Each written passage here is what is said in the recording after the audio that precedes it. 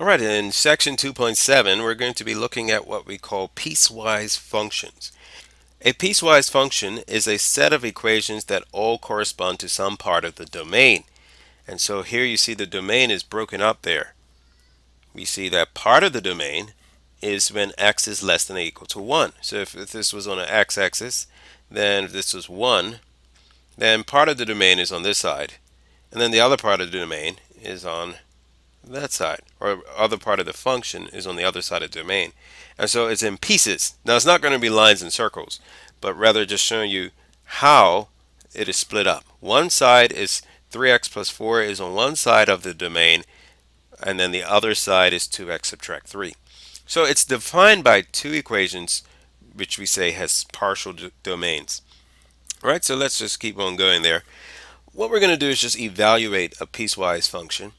And to evaluate it, what you're going to do is you substitute whatever value is given into the equation for which that variable or that value satisfies the partial domain. All right, so this is number 5 through 8 in the book, in the homework section. And I believe the homework section is about page 117. So let's just see how this will work. So x equals 10. Now, if I wanted to substitute x equals 10, we do not put them in both because x equals 10 is not in one of these domains or partial domains. So we need to see which one we will substitute it in. X equals 10, is it greater than or equal to 4 or less than or equal to 4?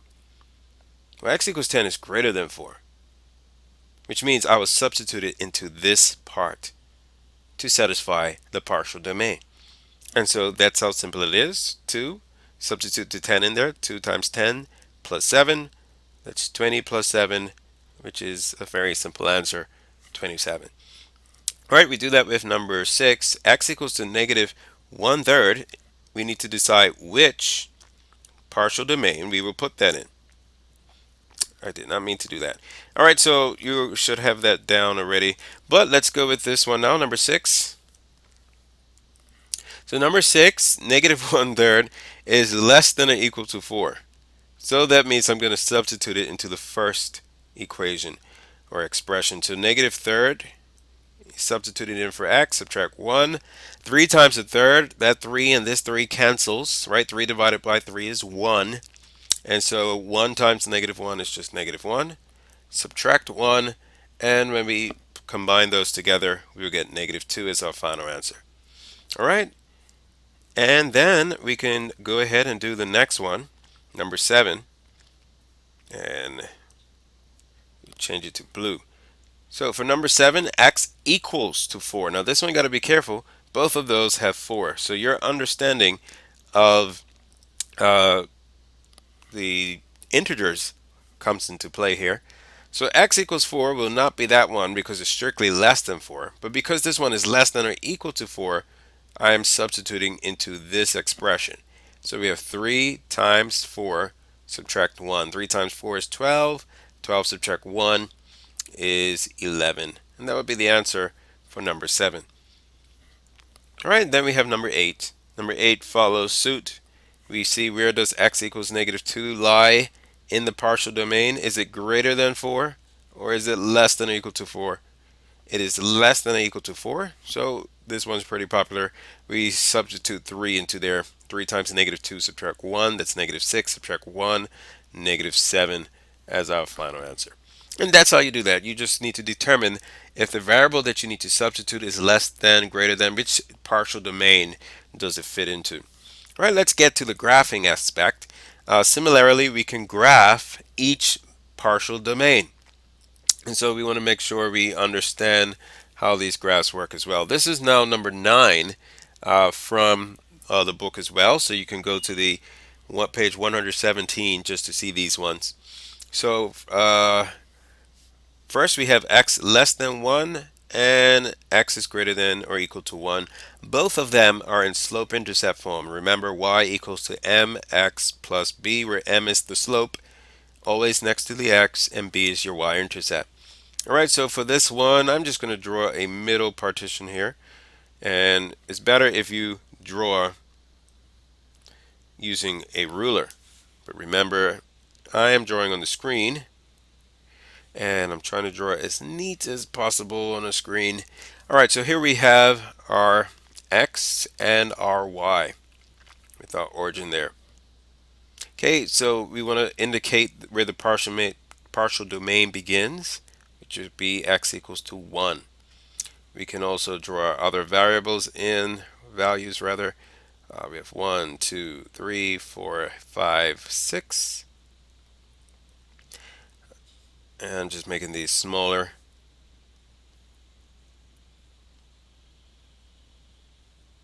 -3, -4, -5. And -1, -2, -3. All right, so we go ahead and now we can start graphing. For the left side, which one represents the left side? Well, x less than 1. That means everything on the left side of 1 is what we're drawing. And we're going to draw it at 2x plus 1. So first of all, you want to see, is the y-intercept, does it satisfy that? Well, when the y-intercept is 1, x is 0. And so that means we can graph that point in there because if this was the boundary line through 1, it's less than 1. So we can actually draw that in. Now, sometimes I think I have an undo button. And so just bear with me when I realize that I do not have an undo button that is easily available. So we have our 1. And remember, for our slope there, for the first part, 2x plus 1, our slope is 2 over 1. But it can also be -2 over -1. You can see that I can't go up. If I go up 2 units and to the right 2 units, I'm going to be in my forbidden zone. I'm going to be in the other partial domain. So I can't go up. I can only go down. So I'll use this part of the slope to help me. I'll go down to 1. Looks like I threw off my -1s. That's -2, -3. And if you saw that, great. -5, -6, -1 is here. So I go down to 1, 2, and to the left 1. So here, down to 1, 2 to -3, over 1 to -2. Down to 1, 2 to the left 1. All right, so I basically got my line. Now, what I can do is just get an idea where the line stops on the right side. So if I go up to, from 1, from my y-intercept, 1, 2, and over 1, you see that the line is on there. But there's a problem there. That point is not included because it's strictly less than 1. So although it's a 1, I can't use it because it's less than 1. So technically that's where my line stops. And if it was by itself, what I would use is an open circle like we did before to indicate that there's no value at that point, even though the corresponding value gives me a point. So for now, that's what we have, and we'll draw our line, and it goes on forever in that direction. All right, so now we could do the other side where x is greater than or equal to 1. And we can do the same thing. We can either use a table. You can use a table of values to do this as well. I just prefer to use slope-intercept form. So for here, our m is equal to -1 over 1, or you can write it as 1 over -1, depending on which direction you need to go. Now, what you can do, just to help you, you can use kind of a ghost point, just to kind of help you out. I'll put it in yellow. Y-intercept is 4. So if we go to 4, we see that's not in the zone. So I put it in a bright yellow so it stands out, just to help us with the transition. Going up on the y value is not going to help us because we're going to still be in that region, and going left still puts us in the domain that we're not a part of. So we actually need to use the other one. So first we start off, we go down 1 from 4, right, down 1, and then to the right 1, which actually puts us in that open circle. And because that open circle is now filled, because it can be equal to 1 for this part of the line, we can actually fill that in with our red. I'm going to use red for that. Now the yellow, remember, is not included. It's just to help us start off. You can erase it if you do that on your practice. All right, so we start there. We went down 1 to the right 1, so down 1 to the right 1, down 1 to the right 1, down 1 to the right 1, etc. And you can see basically what the line looks like. It's going to go straight down in that pattern there. All right, so let's go ahead to now number 27 from the book as well. Here you see what we call a step function. A step function is kind of self-explanatory. It looks like a step, and we're going to go ahead and do this one here. For this, we might need some space. Let's look at our domain. We're going to need to go for our domain from -1, a little bit beyond, before -1 to about a little bit after 12. And then we need to go from about 0 up. So mostly the first quadrant would help us here. We don't really need to draw all 4 quadrants. So I'll draw the quadrants. I need to include -1. So I'll draw the y-axis about here. And you can draw that a little bit cleaner than I can, hopefully. All right, so try to keep that straight. Oh, that was worse. Sometimes when you just do it, it comes out better.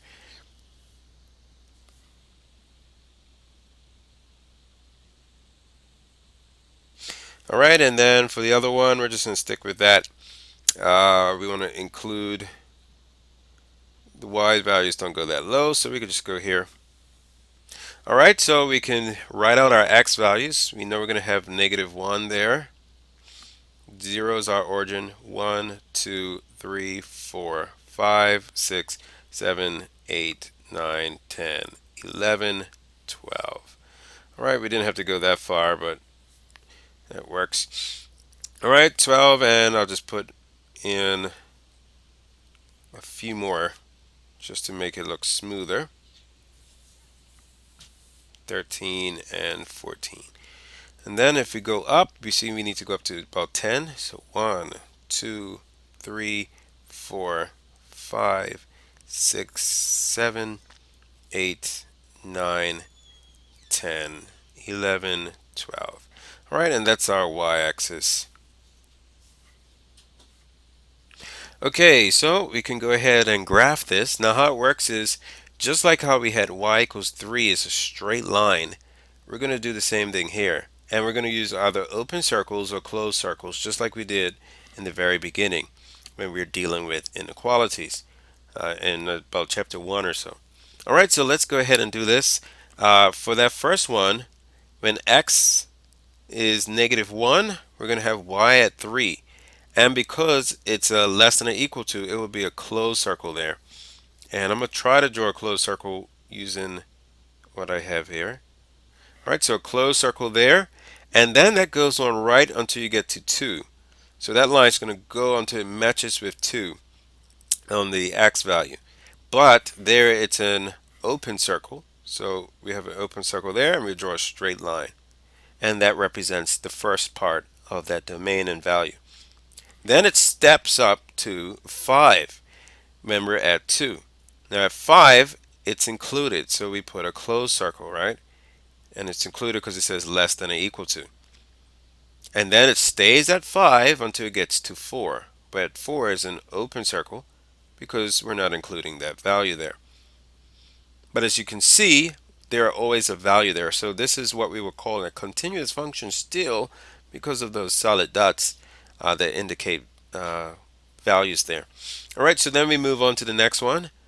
We're going to step up from 5 to 8, and at 8 it's included at 4. So we want to have a closed or solid circle there. And then from that solid circle, it goes on to about 9, and at 9 it will be an open circle. And we just connect the two. And you can see it's kind of stepping up, so that's what we call it, a step function. And then the last one's at 10, and the 10, 9 is filled in, as you see there. So at 10, we're going to have a closed solid circle, filled in circle. It goes on until you get to about 12, and at 12, it's an open circle. And connected. And that's our function, right? That's what we call a step function. Pretty straightforward.